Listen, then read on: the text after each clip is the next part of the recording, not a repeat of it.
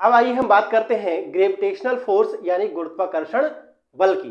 तो देखिए गुरुत्वाकर्षण बल क्या होता है। जैसे हमने ऊपर कोई चीज फेंकी, ये हमारा पृथ्वी तल है, ठीक, ये है हमारा पृथ्वी तल, ठीक, और हम यहाँ पर खड़े हैं, ठीक। हमने क्या किया, हम यहाँ पर खड़े हैं, ठीक, हमने बॉल को ऊपर उछाला, बॉल को ऊपर उछाला, बॉल नीचे आ गई, ठीक। कुछ भी हम ऊपर फेंकते हैं वो सब पृथ्वी की तरफ आ जाता है। पृथ्वी की तरफ हर चीज आती है, क्यों आती है, ये कारण क्या है, ठीक। तो ध्यान रखिएगा, गुरुत्वाकर्षण बल के कारण कोई भी वस्तु नीचे आ जाती है, ठीक। अब आप कहेंगे हवाई जहाज तो ऊपर उड़ जाता है, उसका रीजन दूसरा है, उस पर दूसरा नियम फॉलो होता है, ठीक। अगर हवाई जहाज का इंजन खराब हो जाए या उसमें कोई खराबी आ जाए तो हवाई जहाज भी नीचे ही गिरता है आके, ठीक। देखिए तो अब आप समझ रहे क्या गुरुत्वाकर्षण बल क्या होता है, ठीक। तो आपको समझ में आया गुरुत्वाकर्षण क्या है। कोई भी पार्टिकल मतलब पृथ्वी हर चीज को अपनी तरफ खींचती है, ठीक। अच्छा, हमने पृथ्वी के बारे में पढ़ा, सूर्य के बारे में पढ़ा, क्या सूर्य भी अपनी तरफ खींचता है। इसको समझने के लिए आगे हम बढ़ते हैं इसमें। देखिए गुरुत्वाकर्षण का मतलब है कि किसी भी चीज को खींचना पृथ्वी के द्वारा। अब हम और समझेंगे। देखिए क्या कहता है गुरुत्वाकर्षण बल। गुरुत्वाकर्षण बल कहता है कोई भी वस्तु जिसमें मास है, जिसमें बल है, जिसमें द्रव्यमान है, ठीक, द्रव्यमान को मास कहते हैं, मास है, ठीक, प्रत्येक चीज को अपनी ओर आकर्षित करती है। प्रत्येक वस्तु जिसमें मास है, जिसमें मास मतलब द्रव्यमान जिसमें है, ठीक है, उसे अपनी ओर आकर्षित करती है, अपनी ओर आकर्षित करती है। क्या कहलाती है, क्या कहलाता है, गुरुत्वाकर्षण बल कहलाता है। समझिएगा, कोई भी वस्तु जिसमें द्रव्यमान है और वो दूसरी वस्तु को जिसमें भी द्रव्यमान है, मतलब कोई दो ऐसी वस्तुएं जिसमें द्रव्यमान है वो आपस में एक दूसरे को आकर्षित करती हैं, ठीक। और ये बल क्या कहलाता है, गुरुत्वाकर्षण बल कहलाता है। क्या कहलाता है, गुरुत्वाकर्षण बल कहलाता है। अब आप समझिएगा, गुरुत्वाकर्षण जो बल होता है दोनों वस्तुओं के द्रव्यमान पर निर्भर करता है, दोनों वस्तुओं के द्रव्यमान पर निर्भर करता है। हमने मान लिया यहां पर कोई हमारी एक वस्तु है m1 और दूसरी वस्तु है क्या, m2, क्या है, m2। इन दोनों के बीच की डिस्टेंस जो है वो कितनी है, r है, r मीटर हमने कह दी, ठीक। तो इनके बीच जो बल गुरुत्वाकर्षण बल लगेगा वो देखिए हमें यहां से पता चला दोनों के द्रव्यमान पर निर्भर कर रहा है। तो निर्भर कर रहा है तो अनुक्रमानुपाती होगा। क्या होगा, अनुक्रमानुपाती होगा। अब सोचिए कि इन्हीं दो व्यक्तियों के पास बाउंडेशन है, बॉन्ड बंधा हुआ है, वो दूर दूर हो गए तो क्या वो बॉन्ड रहेगा, नहीं रहेगा। तो दूरी क्या करती है, उल्टी होती है किसी भी बॉन्ड के, किसी भी आकर्षण बल के, ठीक है। देखिए समझने के लिए बस यहां पर हम यूज कर रहे हैं इसको।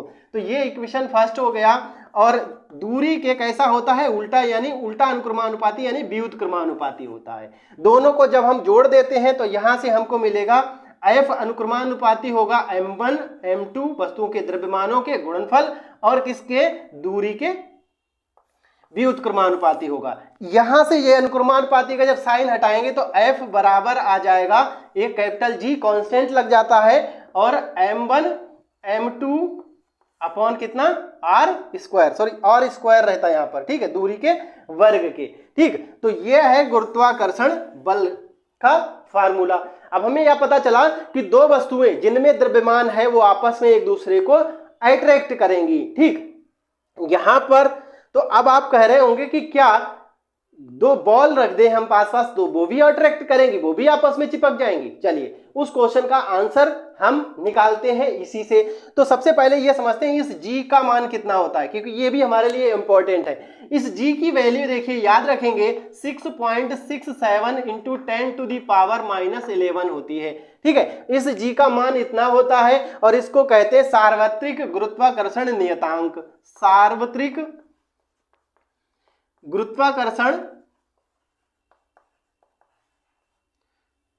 गुरुत्वाकर्षण नियतांक कहते हैं, ठीक।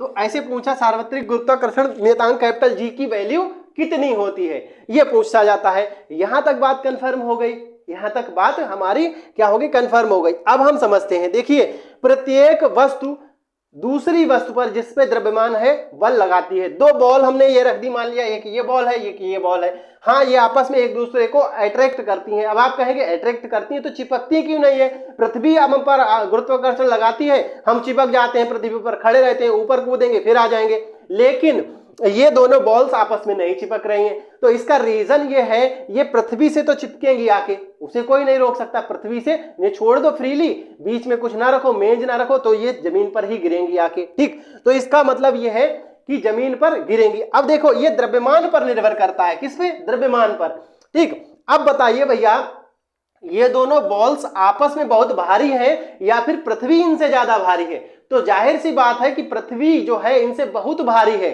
ठीक है, पृथ्वी इनसे बहुत भारी है, तो पृथ्वी से चिपकेंगी या आपस में चिपकेंगी, बताइए भैया। तो जाहिर सी बात है पृथ्वी से चिपकेंगी। तो इस तरीके से ये जो हमारा रूम है जिसमें हम खड़े हैं, ठीक, हर एक चीज हम पर क्या लगा रही है, एक अट्रैक्शन फोर्स लगा रही है, लेकिन हम पृथ्वी से क्यों चिपकते हैं, क्योंकि पृथ्वी हम पर इनसे ज्यादा फोर्स लगाती है, इसलिए हम पृथ्वी से चिपकते हैं। बात यहां तक कंफर्म हो गई कि नहीं हो गई, ठीक है। आप क्या कर सकते हैं, आप इसके लिए प्रैक्टिकल भी कर सकते हैं, देख सकते हैं, जैसे दो चुंबक लीजिए, एक बड़ी सी चुंबक हो और एक छोटी चुंबक हो, ठीक, इनके बीच में कोई लोहे का वस्तु रखेंगे तो देखेंगे कि जो बड़ी चुंबक है उससे जल्दी चिपकेगा, ठीक, और छोटी वाली जो चुंबक है उससे देर में उसकी तरफ अट्रैक्ट होगा, ठीक है, उसको बहुत करीब लाना पड़ेगा तभी अट्रैक्ट होगा, लेकिन जो बड़ी चुंबक है आकार में वो ज्यादा फोर्स अप्लाई कर देगी उस पर, ठीक है। अगर कोई पृथ्वी के पास कोई ऐसा पिंड आ जाए जिसका द्रव्यमान पृथ्वी से ज्यादा हो, ठीक, तो हम उस पर चिपक जाएंगे जाके, ठीक, क्योंकि उसका गुरुत्वाकर्षण बल ज्यादा होगा पृथ्वी की अपेक्षा। बात यहां तक कंफर्म हो गई। चलिए आगे बढ़ते हैं।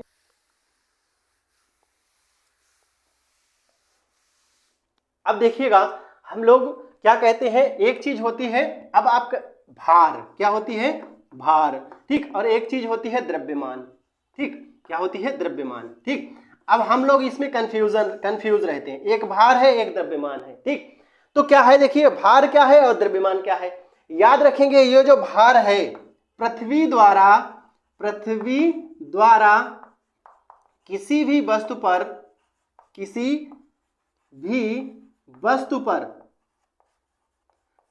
लगाया गया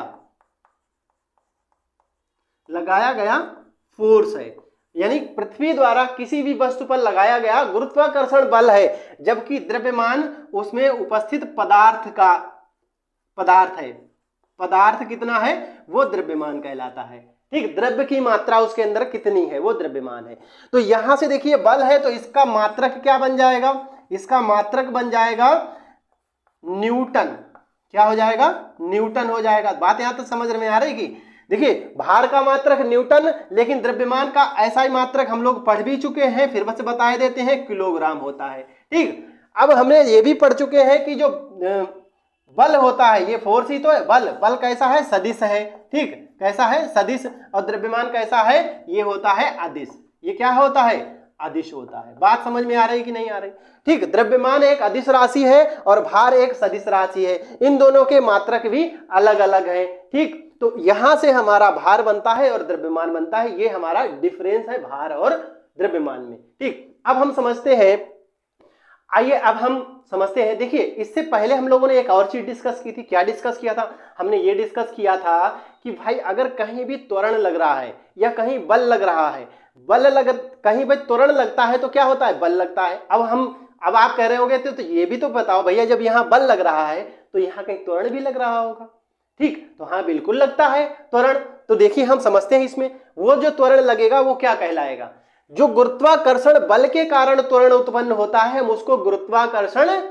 त्वरण कहते हैं, ठीक है, समझ लीजिए बात। जो गुरुत्वाकर्षण बल के कारण उत्पन्न होता है त्वरण, उसको हम क्या कहते हैं, गुरुत्वीय त्वरण भी कहते हैं, क्या कहते हैं, गुरुत्वीय त्वरण भी कहते हैं या गुरुत्वाकर्षण त्वरण कहते हैं, ठीक। और इसको किससे रिप्रेजेंट करते हैं, स्मॉल जी से रिप्रेजेंट करते हैं। मात्रक अगर आप पूछे तो मात्रक वही होगा, क्या होता है, मीटर प्रति सेकेंड स्क्वायर, इस त्वरण का भी, ठीक, तो हम मान लेते हैं किसी वस्तु पर इतना त्वरण रखता है और उसका द्रव्यमान कितना है, वस्तु का द्रव्यमान हमने मान लिया m है।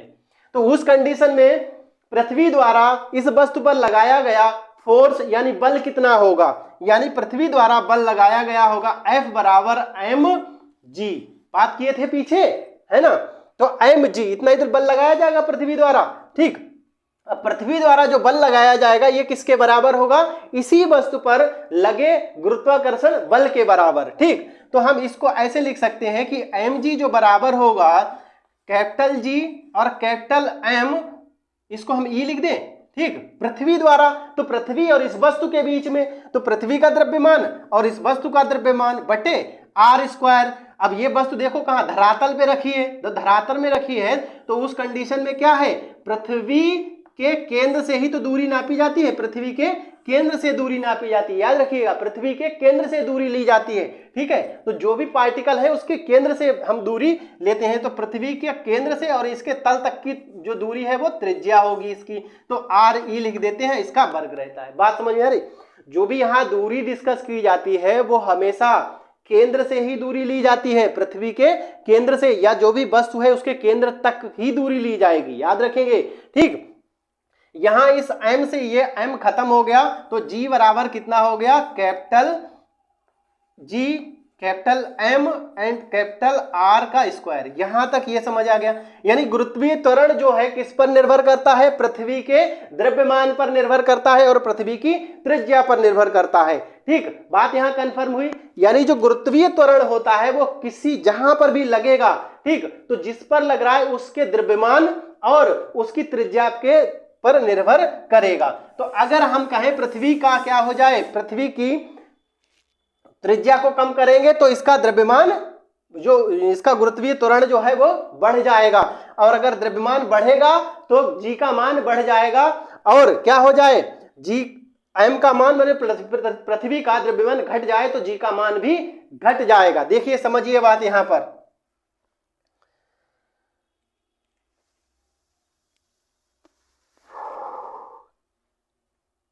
ठीक, m का मान मतलब द्रव्यमान अगर पृथ्वी का क्या हो जाए, बढ़ेगा, ठीक, बढ़ेगा तो g का मान क्या हो जाएगा, बढ़ जाएगा, ठीक, बढ़ेगा, इसका भी मान बढ़ेगा। ठीक, अगर द्रव्यमान घटेगा, ठीक, तो g का मान भी घटेगा।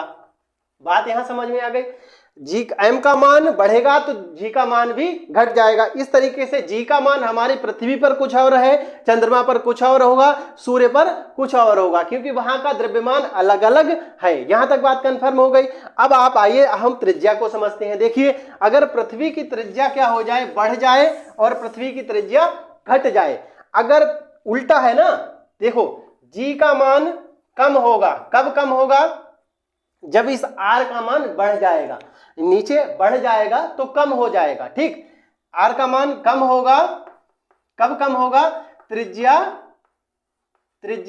बढ़ जाए, बढ़ने पर, ठीक, त्रिज्या बढ़ने पर। अब देखो बात समझो, यहां पर पृथ्वी जो है वो किस तरीके की है, ऐसी अंडाकार है, पृथ्वी को हमने अंडाकार माना है। ठीक है, पृथ्वी कैसी है, अंडाकार है, तो ये जो बीच से रेखा जाती है उसको हम क्या कहते हैं, भूमध्य रेखा कहते हैं। ठीक, और ये सीधी सीधी ऊपर से दो भागों में बांटती है, ठीक, उसको हम कहते हैं पोल।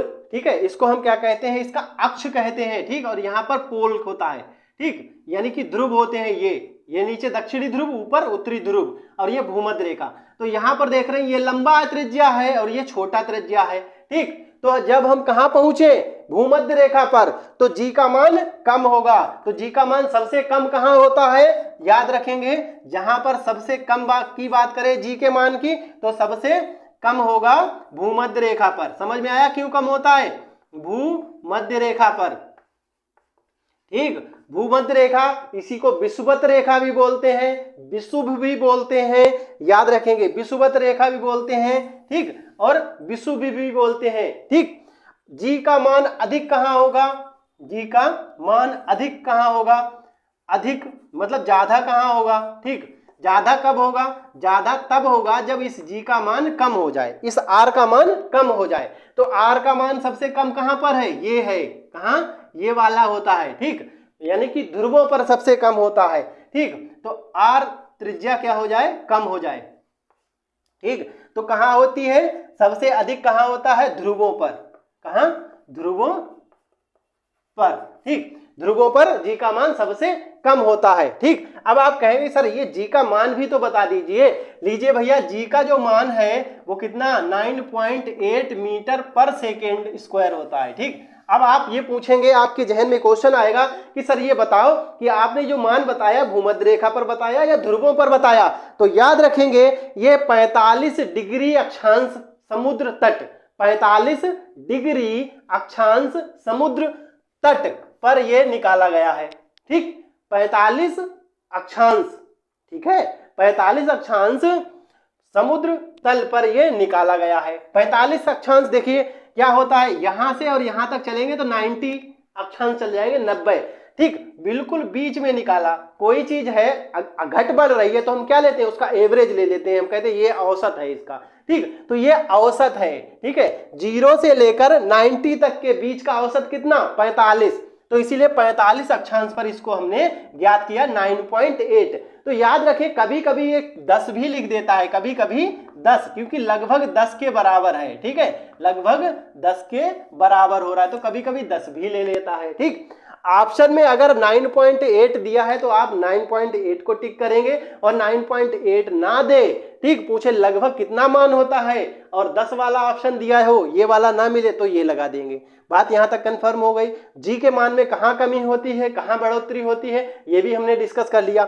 अब जी के मान में देखिए कमी हो रही, बढ़ोतरी हो रही है, तो उससे क्या हो जाएगा, पृथ्वी द्वारा हमारे ऊपर लगाया गया बल भी तो कम ज्यादा हो जाएगा, और पृथ्वी द्वारा हमारे ऊपर जो बल लगाया जाता है उसी को हम क्या कहते हैं मेरे भैया, भार कहते हैं। तो यहां से ये प्रूव हो रहा है कि हमारा भार भी घटता बढ़ता रहता है। प्रूव हुआ कि नहीं हुआ, भार हमारा घटता और बढ़ता रहता है। ठीक, लेकिन द्रव्यमान नहीं घटता बढ़ता, याद रखेंगे, द्रव्यमान नहीं घटता बढ़ता। ठीक, चलो इसको भी हम अब इसी से प्रूव करते हैं, इसी चीज से हम इसको भी प्रूव करते हैं। भाई द्रव्यमान जो है हमारा घटता बढ़ता नहीं, लेकिन भार हमारा घटता बढ़ता है।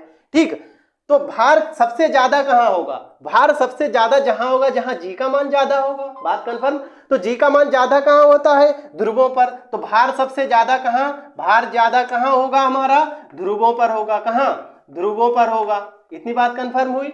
और भार सबसे कम कहां होगा, जहां जी का मान सबसे ज्यादा होता है। तो जी का मान सबसे ज्यादा कहां पर होता है, ध्रुवों पर होता है। भार सबसे कम कहां होगा, भार कम कहां पर होगा। ठीक, तो भार कम होगा जहां पर जी का मान कम होगा। तो जी का मान कम हो कहां पर होता है, भूमध्य रेखा पर। ठीक, भूमध्य रेखा पर या फिर विषुव पर, या फिर विषुवत रेखा पर। तो हमारा भार सबसे ज्यादा ध्रुवों पर और सबसे कम भूमध्य रेखा पर। इतनी बात कंफर्म हो गई। ठीक, यानी हमारा भार घटता बढ़ता है लेकिन द्रव्यमान घटता बढ़ता नहीं है। ठीक, तो यहां से हमारी ये चीज कंफर्म हो गई। आज हमने सीखा अभिकेंद्रीय बल, अभिकेंद्रीय त्वरण, अपकेंद्रीय बल, ठीक, और इनके उपयोग। ठीक, गुरुत्वाकर्षण बल सीखा, गुरुत्वाकर्षण त्वरण सीखा, भार सीखा, द्रव्यमान सीखा। इतनी चीजें इस वीडियो से हमने क्लियर की है। दोस्तों वीडियो आपको पसंद आया, कॉन्सेप्ट आपको पसंद आया, अच्छा लगा, आपको हेल्प मिली तो हमारे वीडियो को लाइक करें, अपने दोस्तों को शेयर करें। अभी तक आपने हमारे चैनल को सब्सक्राइब नहीं किया तो हमारे चैनल को सब्सक्राइब करें। मिलते हैं किसी और वीडियो में कुछ और इंटरेस्टिंग कॉन्सेप्ट के साथ। तब तक के लिए जय हिंद, वंदे मातरम।